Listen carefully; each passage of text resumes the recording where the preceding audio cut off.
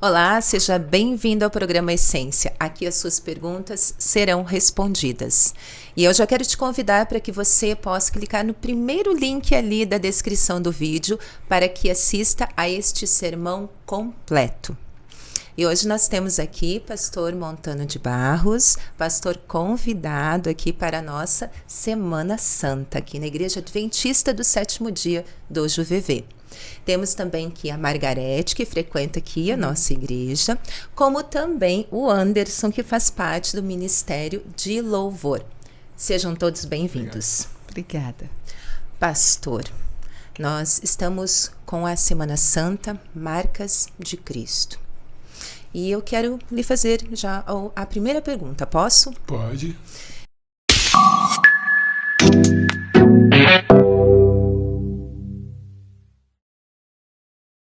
E a pergunta é a seguinte: Jesus morreu pelos nossos pecados. Então, como explicar os pecados imperdoáveis? Primeiro a gente precisa entender o que é pecado imperdoável, né? Todos os pecados Deus perdoa, todos os pecados. Mas quais são os pecados que Deus perdoa? Pecado confessado e abandonado. Esse é o pecado. E o pecado imperdoável é o pecado que não é confessado e que não é abandonado. A pessoa vai se distanciando de Deus, não é Deus que se distancia da pessoa. A pessoa vai se distanciando de Deus até que Deus não consegue alcançá-la. Esse é o pecado imperdoável, né? Então, o pecado imperdoável é um processo. Acontece gradativamente. Deus vai insistindo com a pessoa, insistindo, e a pessoa não muda. Esse é o pecado imperdoável. Por isso que ele não tem perdão. Não é porque Deus não queira perdoar, é que a pessoa não quer aceitar esse perdão. Certo, obrigada. Margarete, sua pergunta. Pastor, existem pessoas, o senhor comentou ali no sermão sobre o pastor Rabelo, né? Que uma pessoa foi cumprimentá-lo e ficou segurando na mão dele, disse que já podia até falecer, que tinha tido aquele momento tão especial, né? Existem pessoas que elas idolatram algumas pessoas, um ancião, um pastor, um líder jovem, e muitas vezes quando essa pessoa escorrega, comete algo, né, algum pecado, ela se decepciona tanto ao ponto de às vezes até sair da igreja. Como trabalhar com essas pessoas, como alcançar essas pessoas para que elas retornem após uma decepção tão grande? Jesus, ele fala no final do Sermão do Monte, que ele diz assim que um homem construiu uma casa sobre a rocha. Aí veio a chuva, transbordaram o rio, sopraram os ventos e deram contra a casa e a casa não ruiu. Então o problema de muitas pessoas é o fundamento, né? Aonde que ele coloca o fundamento da sua existência? A sua experiência religiosa está baseada em quê? Na história do outro, na experiência do outro, não é? Então, para a gente recuperar essas pessoas, a gente tem que destruir esse mito, né? A gente se apegar a pessoas. A gente não pode se apegar a pessoas. Como eu preguei hoje, nós somos pecadores, né? Falhos. E qualquer um de nós pode falhar, mas Jesus não. Então, aquele que está sobre a rocha, e o que Jesus falou que é estar edificado sobre a rocha? Aqueles que ouvem e praticam as coisas que eu digo, né? Então, a gente tem que mudar a estrutura de pensar desta pessoa. A gente tem que começar a trabalhar isso. E a pessoa vai admirar alguém, gostar de alguém, mas não vai colocar toda a sua confiança nessa pessoa, né?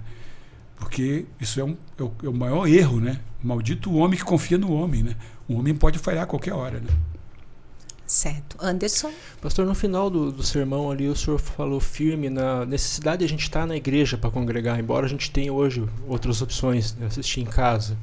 Eu falo isso porque eu, com a minha família, esse ano, a gente fez esse pacto de voltar a frequentar a igreja. Qual que, na sua visão ali, qual que é a importância de a gente realmente estar hoje dentro da igreja para escutar o sermão? Então, isso é uma coisa bíblica, né? Paulo falou lá em Hebreus assim: não façam como alguns que acostumaram a deixar de se congregar. Porque nós estamos nos aproximando daquele dia. Então, Paulo está dizendo assim: se nós estamos nos aproximando do tempo do fim, então a gente tem que se reunir. Então tem que admoestar um ao outro. A gente tem que estar juntos, porque juntos a gente vai ouvir mais uns os outros. A A gente vai aprender uns dos outros. A gente vai se fortalecer uns com os outros. Jamais sozinho a gente vai conseguir isso, né? Então a importância de a gente se congregar é isso. Porque a gente encontra força em um e no outro. E aquilo que eu falei hoje, né? A gente desenvolve também nossos dons, nossa paciência, nossas virtudes espirituais. A gente desenvolve convivendo do que ficando sozinho, né? Certo. Pastor, qual é a essência do sermão? A essência do sermão de hoje é que a gente deve gastar mais tempo olhando para o que aconteceu na cruz de Cristo. Que quando a gente olha para a cruz de Cristo, a gente vê quem nós somos. Nós não somos nada. Nós somos trapos de imundícia. Mas enquanto a gente fica olhando, a gente vê Jesus. Ele é perfeito. Ele é poderoso. Ele é grandioso. Ele pode. Ele pôde, ele pode, ele poderá, né? E ali eu encontro o perdão para o meu pecado. O Jesus que disse, perdoem porque não sabe o que fazem, essa mensagem chega até nós. E a gente é perdoado na cruz. Quanto mais a gente contempla a cruz, mais também a gente experimenta uma transformação na nossa vida. Nosso problema é que a gente gasta pouco tempo olhando para Jesus. Se a gente gastasse mais tempo na presença de Cristo, a gente ia amar como Ele, viver como Ele e ser como Ele. Certo, obrigada, pastor. Agradecemos aqui a participação de vocês. E, pastor, pode fazer uma oração para nós encerrarmos? Posso. Pai querido, Pai amado, nós somos gratos a Ti pelos privilégios e bênçãos que temos recebido do Senhor. E mais ainda, no contexto que estamos aqui nessa semana, gratos pela cruz. Sem ela, nós não teríamos nenhuma chance.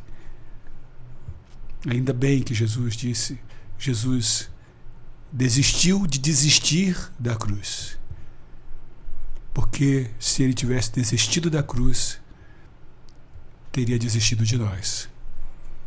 Mas na cruz, a esperança para nós, para os que estão fora dessa sala, para os que estão na rua, para os que estão longe de tudo, de todos, a esperança para aqueles que não encontram sentido para a vida, e ajuda-nos, Senhor, a falarmos mais da cruz, pregarmos nela.